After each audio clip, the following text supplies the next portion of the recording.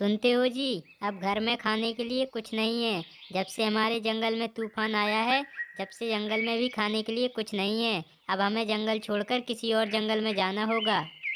हाँ चांदनी, तुम बिल्कुल सही कह रही हो। जब से जंगल में तूफान आया है, जंगल में खाने के लिए कुछ नहीं बचा है। मैं तो कहता हूँ तुम सही कह रही हो। हम चलते हैं दूसरे जंगल और वहीं कुछ व्यापार करेंगे, तभी हमारा जीवन गुजरेगा। इतना कहकर चांदनी और राजू वहाँ से उड़कर दूसरे जंगल चले जाते हैं। वो देखो चांदनी, वहाँ पर सूखे आमों के पेड़ों का बगीचा है। हम वहाँ पर अपना घर बनाकर रह सकते हैं। नहीं तो मुझे और कोई जगह नहीं दिखाई दे रही है। बताओ। हाँ, आपने बिल्कुल ठीक कहा। हम उस सूखे पेड़ों पर ही अपना घर बनाएंगे। यदि हम उन पेड़ों में पानी डालेंगे तो हो सकता है उसमें पत्ते भी निकल आएं। और इस बगीचे में तो वैसे भी इस कौवे ने अपना राज जमा के रखा है। और फिर चांदनी चिड़िया और राजू चिड़ा सूखे पेड़ों पर ही अपना घर बनाने का प्लान बना लेते हैं। अरे तुम अपनी मेहनत बर्बाद करना चाहते हो और कुछ नहीं। जब से मैं यहाँ रह रहा हूँ तभी से देख रहा हूँ। ये आमों का बगीचा सालों से सूखा पड़ा है।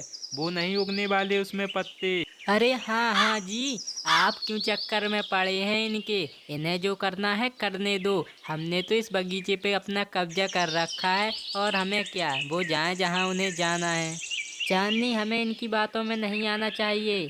अभी शाम होने वाली है। सबसे पहले हमें खाने की तलाश करनी होगी, तभी हम इस जंगल में जिंदा रह पाएंगे। उसके बाद हम रात में ही अपना घर बनाना शुरू करेंगे। इतना कहकर चांदनी चिड़िया और राजू चिड़ा खाने की तलाश में निकल जाते हैं। अरे कल्लो, मैं क्या कह रहा था। सेव खा खा के तो हम पक गए हैं। चलो हम भी कुछ अच्छा खाना तलाश करने के लिए चलते हैं। और फिर हमारे सेव कहाँ जा रहे हैं। हाँ हाँ कल्लू, तुमने बिल्कुल सही कहा। यही मैं भी सोच रही थी। चलो कहीं घूमने चलते हैं, और मैं काफ़ी दिन से तुम्हारे साथ घूमने नहीं गई हूँ। चलो। और फिर इतना कहने के बाद कल्लू कौवा और कल्लो कौवी दोनों घूमने के लिए चले जाते हैं। अगले दिन चांदनी चिड़िया और राजू चिड़ा सूखे आम के पेड़ों के बगीचे में अपना घर बनाकर तैयार कर लेते हैं। राजू, हमने अपना घर तो बना लिया, पर यहाँ हमें बहुत धूप लग रही है।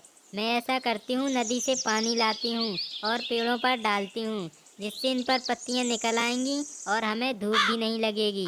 और फिर इतना कहकर चांदनी चिड़िया मटका लेकर उड़ते उड़ते नदी की ओर चली जाती है। फिर चांदनी चिड़िया पानी लाकर सूखे आम के पेड़ों पर डालने लगती। ऐसे ही चांदनी चिड़िया रोजाना सूखे पेड़ों पर नदी से पानी लाकर डालती, जिससे थोड़ी ही दिनों बाद उन सूखे पेड़ों में पत्ते निकलना शुरू हो जाते हैं और सभी पेड़ों में पत्ते निकल आते हैं। राजू देखो, हमारे बगीचे के पेड़ों में भी पत्ते निकल रहे हैं। यदि हम कुछ दिन तक ऐसे ही पानी डालते रहे तो जल्दी हमारे पेड़ों में भी फल लग जाएंगे और छाया भी होने लगेगी। फिर हमें धूप में नहीं मरना पड़ेगा। कल्लू, बहुत दिन हो गए हैं हमने अपने बगीचे में पानी नहीं डाला। आज जाओ तुम और पानी डाल कर आओ। मैं तो नहीं जाने वाली, मुझे आराम करना है। अरे भगवान, तुम क्यों परेशान हो रही हो। अरे डल गया पानी भाड़ में जाने दो। तुम तो सेव खाओ सेव और आराम करो। ऐसे ही कल्लू कौवा और कल्लू कौवी आपस में झगड़ते रहते और कोई भी सेव के पेड़ों पर पानी नहीं डालता। और फिर कुछ दिनों बाद चांदनी चिड़िया और राजू चिड़ा के बगीचे के पेड़ पूरी तरह हरे भरे हो जाते हैं और उनमें आम लगना शुरू हो जाते हैं। वहीं कल्लू कौवा का बगीचा पूरी तरह सूख जाता है, क्योंकि उन्होंने पानी नहीं डाला था। अरे भगवान, देख रही हो, इन चिड़ियों का बगीचा तो पूरी तरह हरा भरा हो गया है। और इनमें तो आम भी लगे हैं आम। और हमारा बगीचा तो पूरा सूख गया है। अब क्या करें। हाँ हाँ, देख रही हूँ देख रही हूँ। ये सब आपके आलस का नतीजा है। मैंने कहा था पानी डालाया करो, तो आपने भी पानी नहीं डाला, इसलिए हमारा बगीचा सूख गया। अब कहाँ रहूँगी मैं इतनी धूप में। अरे भगवान, ज्यादा मुझे दोष मत दो। तुमने भी तो पानी नहीं डाला, ऐसे मुझे कह रही हो। तुम वैसे चिंता मत करो, 2-4 दिन यहाँ गुजारो। उसके बाद मैं कुछ बंदोबस्त करता हूँ। चांदनी चिड़िया के बगीचे में इतने फल लगने लगते हैं कि वह टोकरी भरकर आम इकट्ठा कर लेती है। राजू, मैं कह रही थी हमारे बगीचे में बहुत फल लगे हैं। ऐसे तो ये फल बर्बाद हो जाएंगे, इसलिए मैंने इन्हें इकट्ठा कर लिया। अब हम ऐसा करते हैं, इनका व्यापार शुरू कर देते हैं, जिससे ये बर्बाद ना हो। हाँ हाँ चांदनी, तुम बिल्कुल ठीक कह रही हो। हमें फलों को बर्बाद नहीं करना चाहिए। तुम ऐसा करो, इन फलों को अभी घर में रखो। मैं आज बाजार जाकर कुछ जगह देख आता हूँ, जिससे मैं कल वहाँ धंधा कर सकूँ और आम बेच सकूँ। और फिर इतना कहकर राजू चिड़ा उड़कर वहाँ से बाजार की ओर चला जाता है। और फिर चांदनी चिड़िया उन सभी फलों को घर में रख देती है।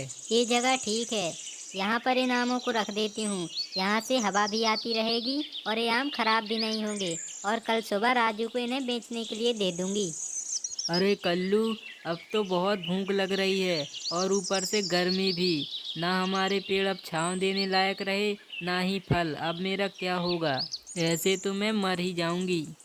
अरे कल्लू, तुम परेशान क्यों होती है?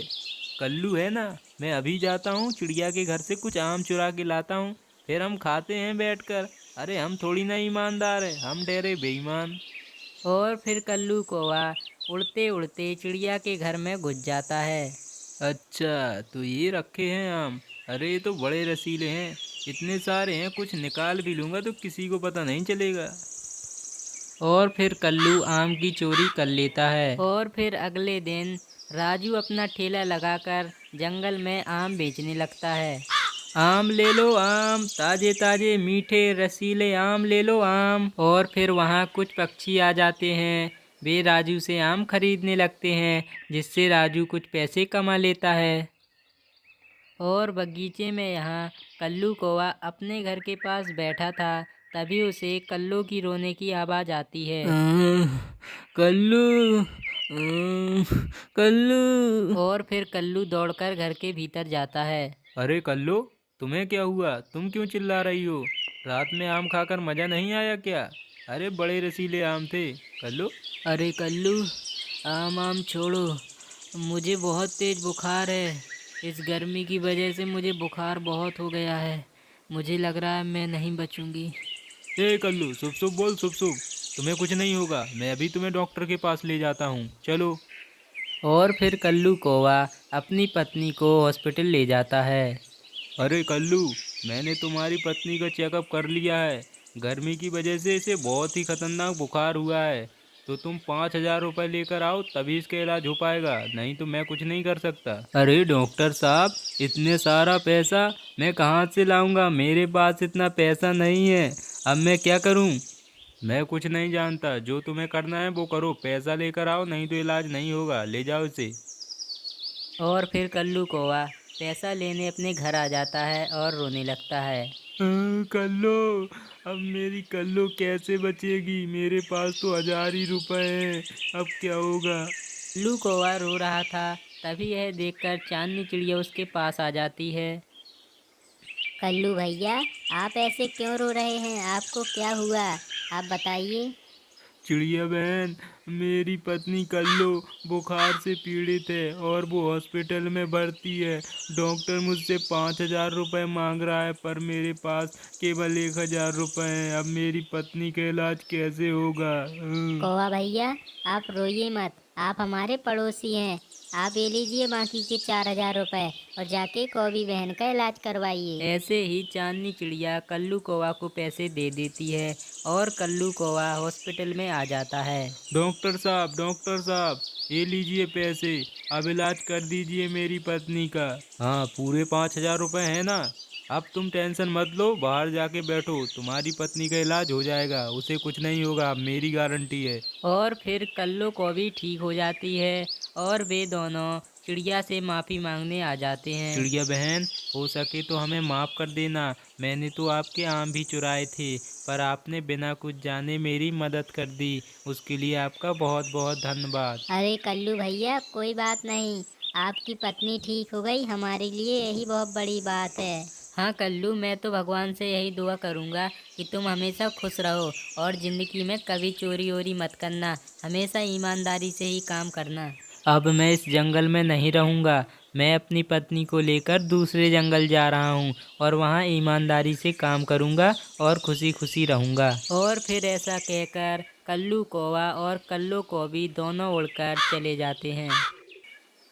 एक जंगल में एक अमीर चिड़िया का जन्मदिन मनाया जा रहा था। जब वह जन्मदिन मना रही थी तभी वहाँ पर उड़कर एक अनाथ चिड़िया आ जाती है। अरे ओ चिड़िया, ए अनाथ चिड़िया, तू यहाँ से जा। तू यहाँ क्यों आ गई है मेरे जन्मदिन में? मैंने तुझे नहीं बुलाया है, यहाँ से जा, नहीं तो धक्के मार कर निकाल दूंगी। मैडम जी, मैं तो केवल जन्मदिन देखने आई हूँ। मैं कुछ नहीं लूँगी, मैंने कभी जन्मदिन नहीं देखा, इसलिए मैं देखने आई हूँ। नहीं देखना कोई जन्मदिन, तुझे समझ में नहीं आ रहा है? यहाँ से जाती है या फिर मैं धक्के मारूँ? और इतना सुनकर अनाथ चिड़िया वहाँ से डरकर उड़ जाती है और उड़ते उड़ते दूर चली जाती है। जब अनाथ चिड़िया उदास जंगल में बैठी हुई थी तभी वहाँ पर एक पेड़ कहता है। अरे बेटी, तुम ऐसे उदास क्यों बैठी हो? क्या हुआ है तुम्हें? बताओ मुझे। मैं एक अनाथ चिड़िया हूँ। मेरा इस दुनिया में कोई नहीं है और मैं गरीब भी हूँ, इसलिए मुझे कोई अपने साथ नहीं रखता। मैं जहाँ जाती हूँ मुझे लोग भगा देते हैं। मैं तुम्हें एक आशीर्वाद देता हूँ। आज के बाद तुम्हें कोई अनाथ नहीं कहेगा और ना ही तुम्हारा मजाक उड़ाएगा। जाओ, आज से तुम्हारा जीवन खुशियों से भर जाएगा। इतना कहकर वह पेड़ बोलना बंद कर देता है। और फिर एक दिन रिंकी चिड़िया के घर में आग लग जाती है। वहाँ पर सारे पक्षी मौजूद थे पर कोई भी उसे बचाने नहीं जा रहा था। तभी वहाँ पर उड़ते उड़ते अनाथ चिड़िया पहुँच जाती है। भाइयों, यहाँ क्या हुआ है? इस घर में आग लग गई है, ये तो रिंकी का घर है। और रिंकी कहाँ है? अरे अरे, रिंकी रिंकी तो उस घर में ही है, पर हम नहीं जा रहे कोई बचाने। यदि हम फंस गए आग में तो? इतना सुनकर अनाथ चिड़िया तुरंत ही उड़कर जलते हुए घर में घुस जाती है और फिर आग में फंसी रिंकी चिड़िया को अनाथ चिड़िया बाहर निकाल लाती है। अरे बहन, तुमने मेरी जान बचाई। मुझे माफ़ कर देना बहन, उस दिन के लिए मैंने तुम्हें अपने जन्मदिन से भगाया और तुमने मेरी जान बचाई। उसके लिए बहुत बहुत धन्यवाद। अरे कोई बात नहीं बहन, आप आग में जल रही थी और आप हमारे ही जंगल में रहती हो, इस नाते हम तो पड़ोसी हुए, तो मैं आपकी रक्षा क्यों ना करती भला। बहन, तुमने मेरी जान बचाई है, ये एहसान मैं ज़िंदगी भर नहीं भूलूंगी। लेकिन उस दिन के लिए मैं बहुत शर्मिंदा हूँ, मैंने तुम्हें अपने जन्मदिन से भगाया। अब तुम मेरे साथ ही रहोगी आज से। और फिर रिंकी चिड़िया अनाथ चिड़िया को अपने साथ बहन की तरह रखने लगती है और वे खुशी खुशी रहने लगते हैं।